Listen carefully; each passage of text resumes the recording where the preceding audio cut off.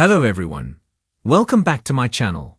I hope everyone is having a nice day. Before we begin the video, please subscribe and give the video a thumbs up. Today on The Young and the Restless, Jill confronts Kane about Colin's dirty money. Phyllis warns Daniel, and Jack wants revenge on Victor. At Crimson Lights, Phyllis learns that Daniel is going to Boston with Tessa, and immediately begins fishing for more information. She questions if he should let the married couple deal with this on their own. Daniel gets defensive. Getting directly to the point, Phyllis wonders if he has feelings for this girl. Daniel denies having feelings for Tessa. She's just a friend. Phyllis isn't buying it whatsoever and persists like only she can. Daniel decides to leave, but she stops him by bluffing that Danny told her it was true. Daniel informs his mother that Tessa loves her wife. Phyllis mocks him for going with her and cheering her on like a chump. Daniel corrects, a friend. Phyllis warns that unrequited love is a special kind of hell when you're in love with someone who's in love with someone else. Daniel cringes that she's such an expert on that subject that she went down that hellhole twice. Unrelenting, Phyllis urges her son to let Tessa lean on Sharon. He insists he's good, but Phyllis keeps issuing warnings. At noon in media, Nick and Chelsea listen as Adam reads the article about Kane and Colin out loud. Nick finds it a little flowery and dark. It will go live once Victor approves it. Chelsea worries about Kane's retribution might look like. They discuss the dangerous AI software, and Chelsea worries Kane can do what he says he can do, and the story may push him over the edge. It could break the family. Nick's not convinced the thing even exists. Besides, Victor is convinced Jill can keep Kane in check. After debating Jill's chances for a bit, they circle back to the story. Chelsea frets that Ashby's kids will see this, and Lily. He'll retaliate. Nick declares they have to be all in. Chelsea sighs and agrees. Adam gets the go-ahead from Victor. Publish. Nick and Chelsea watch as Adam hits enter dramatically. Within seconds, every major news site has picked it up.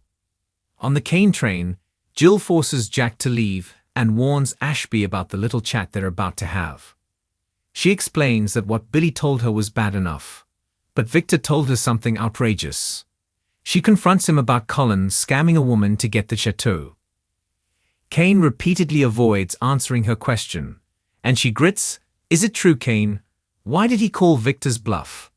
Kane fumes that he won't be manipulated by anyone. Jill mocks him and wonders if that was directed at her. Kane says of course not. Jill reminds him that she's all he has right now. Kane laments the disaster that has been his big debut. It was easier living two lives than trying to make amends as Kane Ashby. Jill asks if he's even trying to do that. Circling back to Colin's fraud, Kane denies having any knowledge of it. Jill believes him. They agree the chateau business definitely sounds like him. As Kane swears on his children that he had no knowledge of the filthy money, Lily walks in, absolutely livid. Jill tries to calm the situation, but Lily learns that Kane knew Victor was going to put this story out and didn't do anything to stop him or warn the kids. She rants about him trying to convince her that Colin was a changed man. Kane protests. He had no part in it. Lily informs him that after the kids read this, they are going to see that he is his father's son. Kane vehemently defends himself, but she's done. This time, Mattie and Charlie will have her blessing to leave him behind. Kane blinks away tears as she stalks out. "I can't fix this. It's impossible." At Jabot, Diane asks about Jack's meeting with Kane. He wasn't able to talk him into handing over his digital hand grenade, but he was encouraged by Jill's arrival.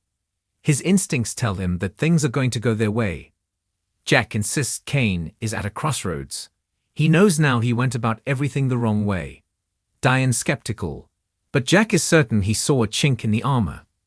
Even better, if Jill can get through to him, they won't have to work with Victor. Diane worries that the program will still be a threat. Jack plans to convince Jill to let him destroy it. Diane asks her husband if he'll destroy it. Jack replies, "Yeah, or use it on Victor and Newman Enterprises. At Newman Media, Adam and Chelsea Field calls about the Kane story before getting into it with Nick over his plan to leave for LA. Adam argues that Victor wants them there. Nick finds this ridiculous and wants to look after his own family. Sharon senses something is off with Noah, and he needs to see for himself. At Crimson Lights, Phyllis and Daniel are still bickering when Lily storms in. Daniel asks if she's okay. She rants about the Kane story and Phyllis pulls her phone out to read it.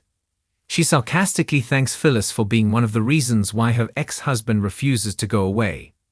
They go over the chaos Kane has caused and Phyllis gets a call.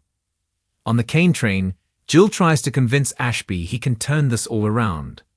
He protests at length, but she insists he can prove to his family that he loves them more than anything in the world. He must prove it in a way that cannot be denied. On Crimson Light's patio, Phyllis answers her phone and tells Kane, "I know, I saw it." Kane needs to see her right now. It's urgent. At Jabot, Jack reminds Diane what Victor's put them through, and Kyle. He's been relentless, all because he helped Nikki back to sobriety when he couldn't. This is the end of it all. Warming to the idea, Diane grins, "I am all in." Jack kisses her passionately. Thanks for watching this video and please subscribe our YouTube channel for more update news.